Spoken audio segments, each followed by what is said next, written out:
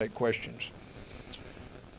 One of the speakers today is going to be Pasadena Mayor Jeff Wagner, um, Texas Department of Emergency Management Michelle Ellis, Pasadena Police Chief Josh Bruger,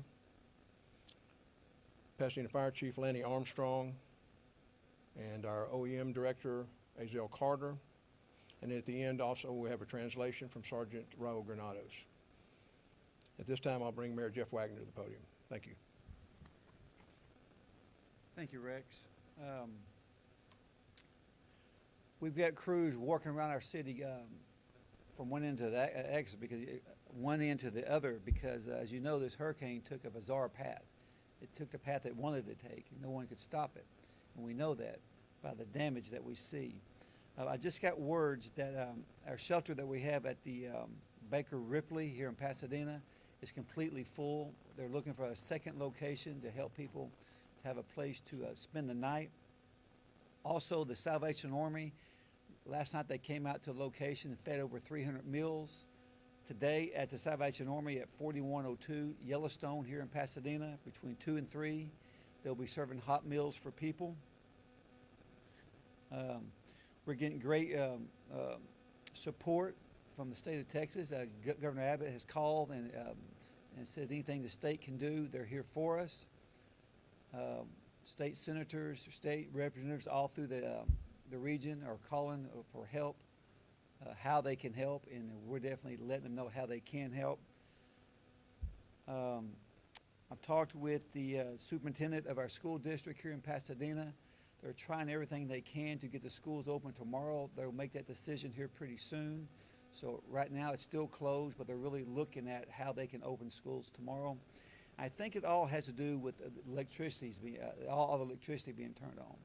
Center Point has over 300 trucks here in our city working for us in Deer Park. They're doing a super job. They were here before the storm hit, and they've been here ever since, working as hard as they can. They've restored a lot of electricity, but the tornado itself damaged some of their most important parts of their substations, which is, as they said, it's really unheard of. But tornadoes can do what they want, and tornadoes did do the damage. They are assessing it, they're fixing it. We still got neighborhoods out because of that, but they are working as hard as they can on fixing that problem to get the electricity running through the lines. The animal shelter, that's been one of the big talking points that everybody wants to know about. Our animal shelter was completely damaged. The roof was torn off. We had over 200 animals inside the shelter. Only 2 or 3 were injured, not life-threatening, thank goodness. So people want to know, what can they do to help our shelter? And I might have to read this. Usually I don't read, but I have to get this right. There's ways you can help. Number one is, if you want to donate money, go to www.pasadenatx.gov/animal shelter donations, or the Methodist Church, Asbury Methodist Church at Genoa Red Bluff and Space Center are accepting donations. If you want to bring food, we want you to bring the food there, not to our animal shelter location. It's the building itself is dangerous right now. Please don't go by to even look at it. It's very dangerous. We keep everybody away from it. The animals are safe. We got them in the building next to it. So if you want to donate, go to the Asbury Methodist Church. Its address is 5354 Space Center. And they've been willing to help us, and we really appreciate that. It's partnerships like that and partnerships throughout our whole community, as you can see here in Pasadena, neighbor helping neighbor. And again, we're big about that. And I was walking through the neighborhood yesterday, and as the parents and the kids from out of school was getting to their house, and their house was completely torn up. It was just, it wasn't almost there. And I looked at these people, and I said I'm sorry, because I was sorry, but what do you say when somebody walks to their house and they had no idea their house is not there any longer? We feel their pain. We're doing everything we can as a city. The state is doing everything they can. We're going to make it as I hate the word use easy, but we're going to make it as easy as possible for us to assist all our citizens who this tornado touched. With that, I think, is Lanny Armstrong, the fire chief, up next, Rex, if you want to introduce him. And again, we'll answer questions here shortly. Thank you, sir. Yeah, thank you, Mayor. Actually, it's our Police Chief, Josh Brugger, is going to speak next. And as you can see, this is kind of a fluid situation. We've got a lot of things going on. And so a couple of the folks that are going to speak, they're still out on sites right now. They're going to make it here before the end of the press conference. Chief Josh Brugger. Thank you, Rex. Thank you, Mayor. What I want to touch on is law enforcement and kind of what we're dealing with right now and kind of an update. Our biggest issue right now is down power lines and poles and traffic control issues. Obviously, we have lights out, and so that's our biggest issue. We have a lot of resources tied up on intersections right now and trying to keep folks out of areas they shouldn't be in. And the biggest thing that I can ask, from the public is, help us by, staying out of these areas, particularly where the damage is. We have a lot of, people coming in and out with debris and things like that. And so just staying out of those areas. And the other is, driving friendly and making sure the areas where the lights are out that treat them as a four-way stop and just driving cautiously. That's the biggest issues we have. And I'll tell you right now, the two main areas that we're having the biggest problems is Fairmont and Mickey Gilley area, which was hit pretty hard, as well as Spencer Highway from the Beltway east to Deadman, in that entire area, because there's no lights in that area. And so if you could stay out of those areas, it would be appreciated. The other thing I want to touch on is we've become aware that there's a lot of contractors out in the area now where these areas were hit, and I just want to remind folks, if a deal sounds too good to be true, it probably is. Because you're going to have, unfortunately, folks out there, preying and targeting on some of the folks with damage. And so, if they want cash up front, that should be a clue. The other thing is the city has a permitting process, and that permitting process is really to protect the residents and their investment. And so when you hire a contractor, the contractor should be going through the city for the permitting process. The city's going to come out and inspect the contractor's work to make sure it's up to code and the specs. And so I can't stress enough, be real careful when you're choosing contractors right now because they're out there and unfortunately there are folks that are going to prey on folks. And so that's all I have from a law enforcement perspective. Thank you. Thank you, Chief. And now we'll have our Fire Chief, Lanny Armstrong. Lanny. Thank you, Rex. Thank you, Mayor. To date, we've run about 100 calls since yesterday afternoon, about 2 o'clock. We continue to respond to power issues as well as gas leaks. And I will say this, we're getting a lot of repeat calls. Folks have a misconception that if they call the fire department, we're going to get center point there quicker. That's not the case. So, we're not going to get them there any faster. So if you've called once and we've come out and assessed that there's minimal hazard and just wait on center point, please be patient, wait on center point. As far as injuries go, it's absolutely miraculous that we had such a catastrophic event. We had one medical emergency that we're not even really sure it's related to the tornado yesterday. There's some minor injuries, obviously, but as far as injuries go, it's absolutely a miracle considering the damage that's been done across the city. Our firefighters are continuing to respond to, emergencies. If you have a gas leak, that is truly an emergency. We really don't like to respond to gas leaks that are, people have said they've been smelling gas for a couple of days. So if you smell gas, by all means, call 911. We will get there. CenterPoint's been really great about getting to these scenes quickly.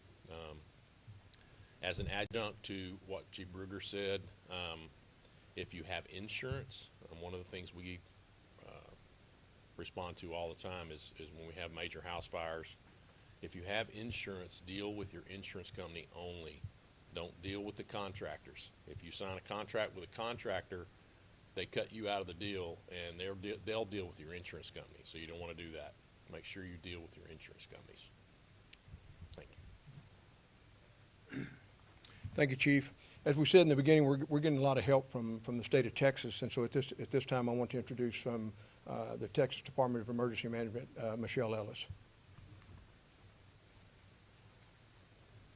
Good afternoon.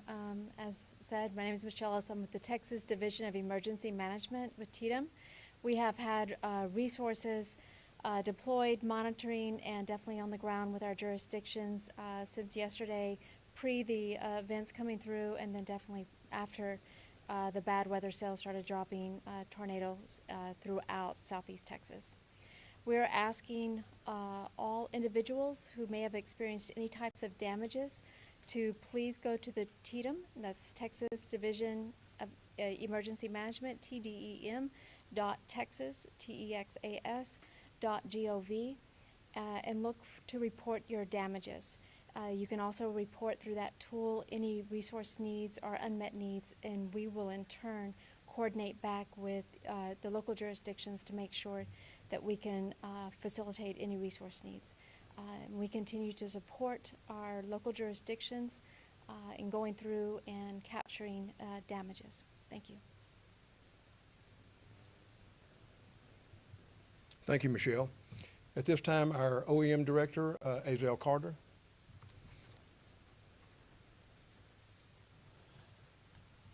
Good afternoon. My name is Azel Carter. I'm the Emergency Management Coordinator for the City of Pasadena. Currently, we are trying to make sure that we have all the resources that are necessary for our community to rebound. I want to piggyback on what Chief Ellis said. Some of the tools that we have for people to get resources are on our social media pages. So please follow the Pasadena social media pages and the Pasadena Police social media page, and so that you can get that information so you can report your damages. We do have some community sheltering in Pasadena. Right now, it's at the Baker Ripley Center on Fairmont. That is becoming to go to capacity, so we will open up another shelter shortly. When we get that information, we will post that on our social media. Salvation Army is out serving hot meals to individuals who may need it. They're at different locations throughout the city. Again, we will post all that information on our website for people to get it, and they can be able to come. We do ask that you be patient. A lot of people are going through a very traumatic time. We just came through from driving and seeing some of the damage that has occurred. So we ask that you all be patient. Our job, all of us here as leaders with the city, are doing our very best to make sure that everybody is helped, everybody has everything that they need, so they can go forth and rebuild. In addition, for volunteers, we do want volunteers. However, at the moment, we just ask that you all register through the Red Cross or register through Volunteer Pasadena. We don't want spontaneous volunteers because we want to make sure that everybody that's involved, including our volunteers, are working in a safe environment. So at the moment, we are still doing damage assessments. Once we complete the damage assessments and determine that the areas are safe, especially the areas where we have down power lines and down power poles, then we will reach out to our volunteer organizations so we can get an abundance of volunteers to help our citizens that are in need.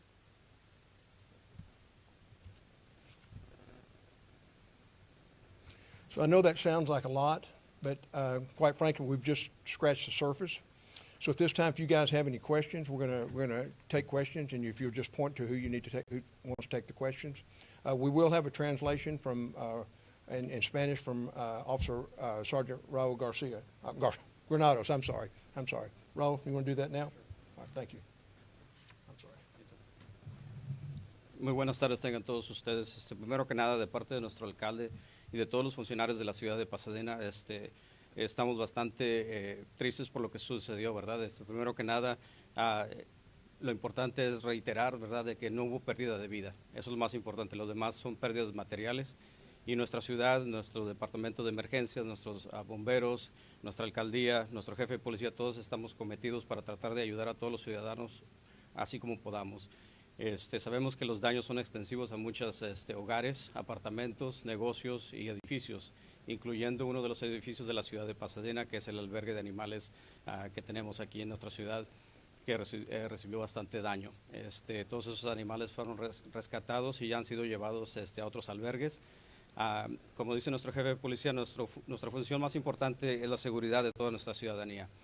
Les decimos a todos los ciudadanos que por favor se mantengan retirados de las áreas que necesitan ayuda de la ciudad para así que ellos, lo que son las compañías de electricidad y de gas puedan entrar y hacer sus trabajos. Hay muchas intersecciones que están cerradas ahorita y no se van a poder abrir hasta que haya energía, ¿verdad? Que haya electricidad para proveer esa electricidad a los semáforos.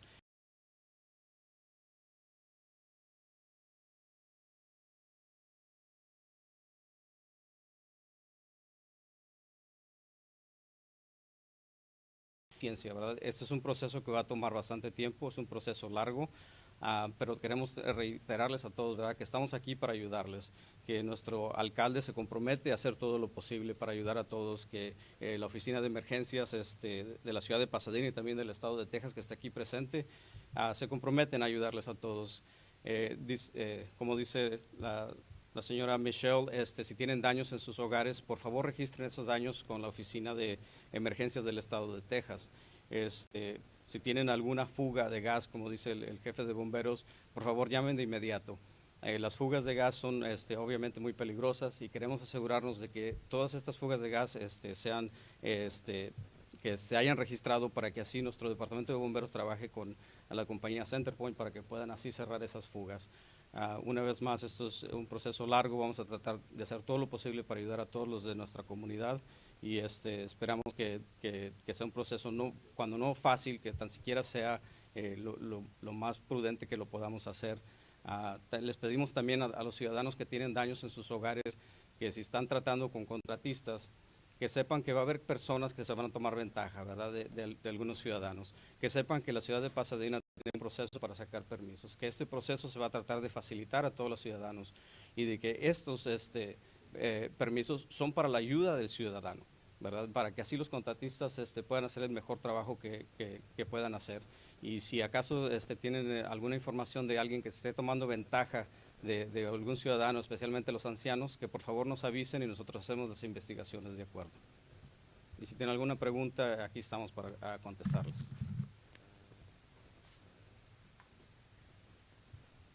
Thank you, Sergeant, and I apologize for overlooking you and butchering your name. I didn't mean to do that. And so at this time, we will take some questions. If any of you guys have any questions, and you'll direct it to whoever you'd like the question to be answered by. Mayor, you talked about seeing some of your neighbors and residents yesterday, and you apologized to them. I'm imagining if you know this city well, how difficult it would be to stand and talk to people you know well about losing them. Very difficult. You know, and again, like I said, I'm sorry, but I didn't have any other words to say because, I mean, we're standing there. These kids just got out of school and didn't even realize, you know, when they got to their neighborhood, their house wasn't even there. It was completely gone. It was just devastating. So yes, it was very hard. But that's just the message that we give everyone whose house was touched by this tornado. You know, we are sorry, and we're going to do everything we can to make the process as best as we can as a city. You know, the state stepping in. Mayor Turner just called me right before the deal. The city of Houston's here for us. So, I mean, everyone is trying to help everyone, and that's why we'll get through this, because we know that we will help everyone that we can help. Were any of you personally affected? Your homes? And I know the department, I'm sure there are officers and employees who still have to do their jobs despite any damage to the vehicle. We've had several of our firefighters, their houses were I think a couple police officers with minor damage, but I have not heard, we have not got that report of all our city employees, but the chances are absolutely. Mayor, do you have an estimate of how many people were affected with this situation? We're getting, that's what they were out doing right now. We're getting that number together. Once we get that, we'll give the exact number. But we just know a lot, and I hate to use that word a lot, but a lot. But we'll get you the exact number. That's what they were out doing. We've got drones up. We got people counting houses. We're doing everything we can to make sure our numbers are right. So if there's any benefits the state or even the federal government can do, we're going to be on top of it. Did you ask for a declaration, an emergency declaration? Yes. How many days to get there? I know it's a process, but. We are right now. We're in the declaration right now. How many days will it last? I'm hoping not long. I'm hoping we can try to maybe bounce back by mid next week. But then again, we don't know. You know, we're still out getting all the lines out of the streets. I mean, there's so much that we don't know but there's so much that we're doing, so it's hard to keep up with information. Any idea of how soon the second shelter may be operational? I just, our chamber, president of our chamber is back there now. They've been on phone with them. They're working on it as we're speaking, and I'm sure before the afternoon's over, there will be a second shelter, absolutely. How many animals have been injured in this shelter? We know two. Again, out of, in that one bay where the roof's completely gone, there were 70 animals in there, and only 2 was injured. And again, they were injured, but again, they looked happy, but they sure they were injured. We was able to manage that. Let me start it for you. I've been up all night, and I apologize. We was able to transport all of them, all 200, out of that into our adoption center next door. But what's so good is talking about partnerships and people helping. So many volunteers have come help us to foster the dogs. Other agencies come, and took some of the dogs from us. So it's one big community working together. It's just not Pasadena, it's the whole community. I don't know how long all of y'all have been in Pasadena, but do you recall with the tornado? I've only been in Pasadena 30 years, and believe it or not, I can remember about maybe 10 years ago, a small tornado touched down in my neighborhood and knocked down my back fence, but no damage at all like this. So I think I'm gonna step out and say we've never had a tornado like this in Pasadena with this much damage. So, I mean, it's something that we don't want. We have it, and we'll deal with it. Question for emergency management. With regard to communication, both before and after the storm, how critical to this interagency communication, both preparation and recovery? Communication is paramount. That is the only way that we're going to be able to provide services and resources to the people who need them. We have done the best we can under the circumstances with our PIO to get out information via all platforms, mostly social media platforms, and to our employees who are also residents of the city of Pasadena as well. We will continue to send updates as we have them to the residents to make sure that they get information that they need. And then we also have our phone lines open so that they can call us and ask us questions. And when they ask us questions, we will do our best to give them the answer that is appropriate. However, if we do not know the answer, we will not make up anything. We will be truthful in that matter because we don't want to lead people down the wrong path. But we all understand that communication is the only way that we're going to get through this situation as best as possible. How reliant are you on outside agencies and the state to manage this? Well, the state has been gracious to come help us out, particularly in our damage assessment. We do have large areas within the city that have a significant amount of damage. So we're going to go out later on to do more in-depth damage analysis to try to count the number of homes, count the number of businesses that may have been impacted, so we can get a better idea of how much of the city has been impacted from the tornado. Maybe too early for a dollar estimate? It's definitely too early for a dollar estimate. I can tell you it's more than $1. Okay, but right now, honestly, our focus is not on the dollar estimate. Our focus is on what can't be quantified by a dollar, and that's the individuals who unfortunately lost everything, and they are trying to rebuild. And so we're going to work with our partners to get them what they need. Eventually, there will be a dollar estimate, but right now, compassion is on the forefront, and that's what we're trying to deal with first.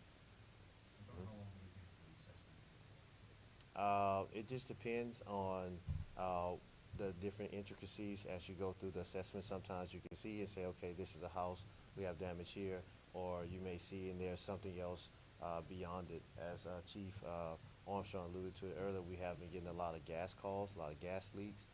We've also had down power lines, so those different things can affect the damage as we assess them throughout today and throughout this week.